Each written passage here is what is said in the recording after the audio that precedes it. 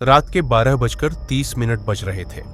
कोल्हापुर से धाराशिव जाने वाली सीनियर कॉलेज के छात्रों की बस जंगल के रास्ते से गुजर रही थी। ट्रिप खत्म करके वे वापस धाराशिव आ रहे थे। दिन भर मौज मस्ती करने की वजह से सभी छात्र थककर सो गए थे।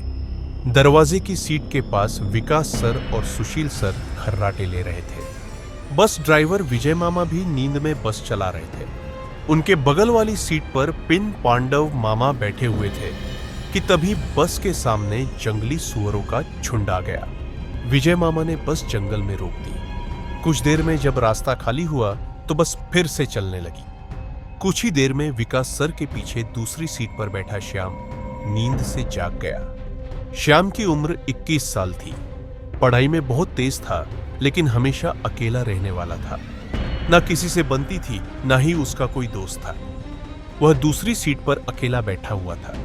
सर, टॉयलेट जाना है। सर ने आधी आंखें खोलकर खिड़की से बाहर देखी। बस अभी भी जंगल में ही थी।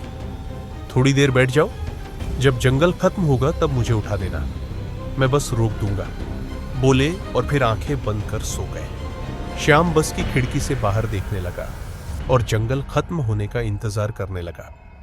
कुछ ही देर में जंगल खत्म हुआ और बस वीरान जगह पर आ गई। उसने विकास सर को जगा दिया और उन्होंने ड्राइवर से बस रोकने के लिए कहा। जैसे ही बस रुकी, विकास सर बोले, किसी को टॉयलेट जाना है तो अभी उतर जाओ, वरना बस सीधे धाराशिव जाकर ही रुकेगी। आवाज सुनकर पिछली सीट पर बैठा श्रीकांत नींद से जाग गया। विकास सर टॉर्च लेकर पहले बस से बाहर उतरे। उनके पीछे पीछे श्याम और श्रीकांत भी उतरे। दोनों अलग अलग झाड़ी के पीछे टॉयलेट करने गए। श्याम टॉयलेट करके वापस आ गया, लेकिन श्रीकांत अभी तक नहीं आया था कि तभी श्रीकांत जोर से चिल्लाया। उसकी आवाज सुनकर विकास सर और श्याम उसकी ओर भागे। तभी श्रीकांत झाड़ी से बाहर आया। क्या हुआ, क्यों चिल्लाए थे? कुछ नहीं सर, चप्पल से होकर कांटा पैर में चुभ गया। उसकी आवाज सुनकर ड्राइवर और पिन भी नीचे उतर आए थे। वह सब बस में वापस चढ़ने ही वाले थे कि तभी एक बाइक बस के सामने आकर रुक गई।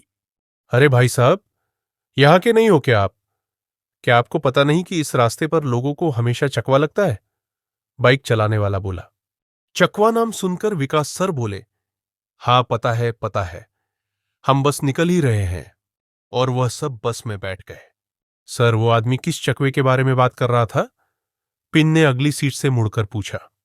हिंदी में चकवा मतलब छलावा, छलावा मतलब भूत। जो लोग रात में सफर करते हुए मरते हैं, उनकी आत्मा छलावा बन जाती है। छलावा यात्रियों को पकड़ लेता है और उन्हें उनके गंतव्य तक पहुंचने नहीं देता, बस उन्हें उसी जगह घुमाता रहता है। कितना भी भाग लो या गाड़ी तेज चलाओ, आप उसी जगह पहुंच जाओगे जहां आपको छलावा ने पकड़ा था, विकास सर ने बताया। ड्राइवर बोला, यात्री रात भर उसी जगह पर घूमते रहते हैं जब तक सूरज नहीं उगता। जैसे ही सूरज उगता है, उनकी ताकत कम हो जाती है। ना, फिर तो लावा बहुत खतरनाक है, पिन घबराते हुए बोला। अरे कुछ नहीं है, ये सब अंधविश्वास है, विकास सर बोले।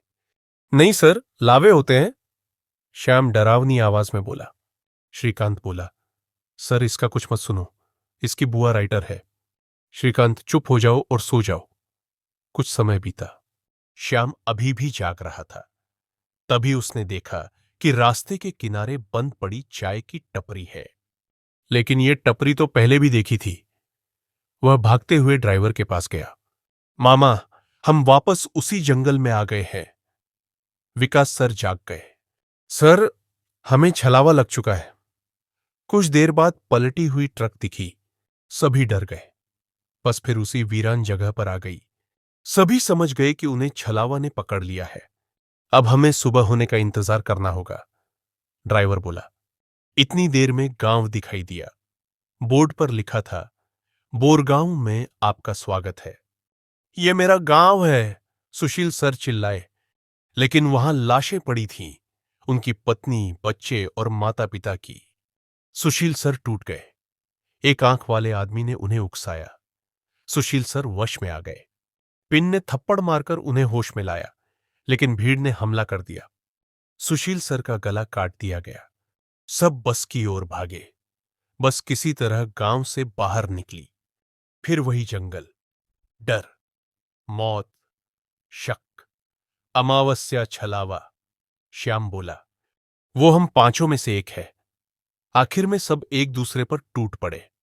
मर्डर हुआ, ड्राइवर मरा, पिन मरा, अंत में श्याम हंसा। लेकिन छलावा तो मैं हूं, उसने सब कबूल किया। डर, पछतावा। अंत में पिन ने पीछे से लोहे की रॉड से छलावे के सिर पर वार किया।